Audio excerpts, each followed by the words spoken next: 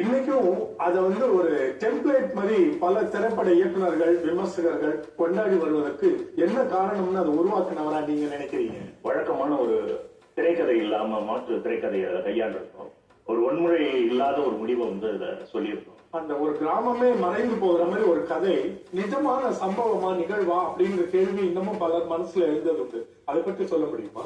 2 பதிவு இருக்கு சார். ஒண்ணு கீழவெள்ளி கிராமம், அந்த உயிரோடு அங்க எரிக்கப்பட்டவர்கள் 47 பேர் எரிக்கப்பட்ட அவங்களுடைய அந்த பேர் அவங்க நேம் லிஸ்டோடய அந்த ஒரு கல்லு ரொம்ப பாதிச்ச விஷயம். அது நெருப்பு நான் தண்ணியை மாற்றி பண்ணிருந்தேன். 2 நான் பயின்ற கல்லூரி தாப்பேமால் தரங்கம்பாடியில படிச்சேன். அங்க மாணிக்க பங்குன்னு ஒரு ஊர் இருக்கு. அந்த காலத்துல அந்த மாணிக்கங்களை இறக்குமதி செஞ்சு பிரிச்சுதான் சொல்லுவாங்க. போற போக்குல அந்த கிராமம் இப்ப இல்ல. அந்த 18 அங்க மக்களும் இல்ல. அது பிரிக்கப்பட்டுச்சு பஞ்சாயத்தோட. அது ஒரு சின்ன பாதிப்பா இருந்தது. அப்படியே எக்ஸாகரேட் பண்ணி படம். அதற்கு பிறகு இயக்குநரிலிருந்து ஒரு மாதிரி நடிகராணிக்கு ஏராளமான படங்கள் நடிச்சிட்டு இருக்கிறீங்க. அண்மையில எல்லாரும் கவனித்த மகாராஜா படம் இன்னமும் தொடர்ந்து நடிச்சிட்டு இருக்கிறீங்க. ஒரு இயக்குனரா இருந்து நடிகரா மாறும்பொழுது உங்களுடைய கலைப்பயணம் என்ன மாதிரியான மாற்றத்தை உங்களுக்கு மனசுக்குள்ள ஏற்படுத்திச்சு?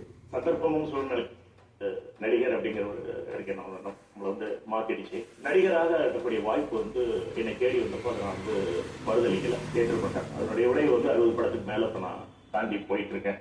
சரி, ஒரு இயக்குனரா உங்களுடைய அடுத்த பயணம் திட்டம் ஏதாவது எங்களோட பகிர முடியுமா? வீணேடி நீ எனக்குன்னு அடுத்த படம் நடிகர் அரவிந்த் சுவாமி அவர்களோட பணம் சொல்லி பிரயாணிச்சுட்டு இருக்கேன். இன்னைக்கு சூழல்ல மிகவும் அத்தியாவசியமா தேவைப்படுற ஒரு கலாச்சாரத்தினுடைய பதிவாக தான் இருக்கும். ஒரு தகப்பனுக்கும் மகளுக்கும் இடையே இருக்கக்கூடிய ஒரு அன்பு அல்லது காதல் அப்படின்னு கூட சொல்லலாம். அப்படிப்பட்ட ஒரு உறவை சித்தரிக்கிற படம். உங்களுக்கு இருக்கிற அந்த பலமான தமிழ் பின்னணியும் நம்ம கொஞ்ச நேரத்துல பேச போறோம்.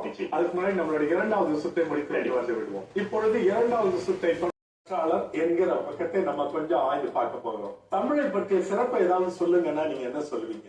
தமிழ் அப்படிங்கறதே ஒரு சிறப்பு தான் சார். எப்படின்னா தா அப்படின்ற உச்சரிப்பப்போ உதடுகள் ஒட்டாது. அதே மீ அப்படிங்கிறப்போ உதடுகள் ஒட்டும். 2த்துக்கும் அப்புறம் வர்ற அந்த தமிழ் வேர்ல்டுல எங்கேயுமே இல்லாத ஒரு டிபிக்கல் பெக்குலியர் கிராமர் ப்ரொனன்சியேஷன் கொண்டதுதான் அந்த ழா. அது மலையாளத்துல வழக்கு சொல்லா இருக்கு, ஆனா எழுத்தா கிடையாது. தமிழ்ல மட்டும்தான் அது இருக்கு. அது சின்ன வயசுல இருந்தே நம்ம அதுக்கு சரியான பயிற்சி எடுக்கலன்னா ழா வர்றது ரொம்ப கஷ்டம்.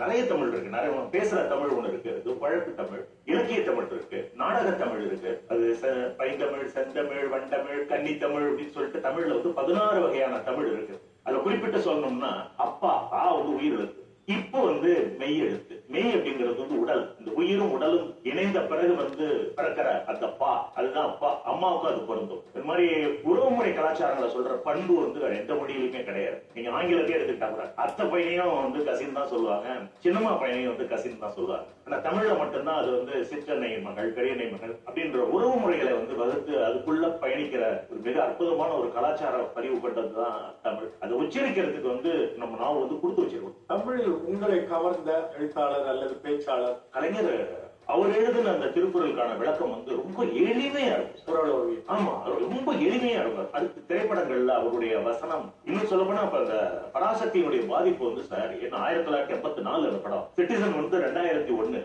கடைசி வழக்கு மன்றம் நடக்கிற அந்த காட்சி அது நாங்க பராசக்தியுடைய பாதிப்பு தான். ஒரு 3 தலைமுறைகளை கடந்து நம்மள மீச்சமா தொட்ட ஒரு எழுத்து அவருடைய எழுத்து. நாவல்ல நிறைய பேர், சுஜாதா அவர்கள் பிடிக்கும், பாலகுமாரன் பிடிக்கும், நிறைய பேர் இருக்காங்க நாவலாசிரியர்கள். இந்த தமிழோடு விளையாட நிகழ்ச்சிக்கு பல சிறப்பு விருந்தினர் வருவதுண்டு. ஆனா இவ்வளவு தமிழோடு நெருங்கிய தொடர்பு உள்ள உங்களை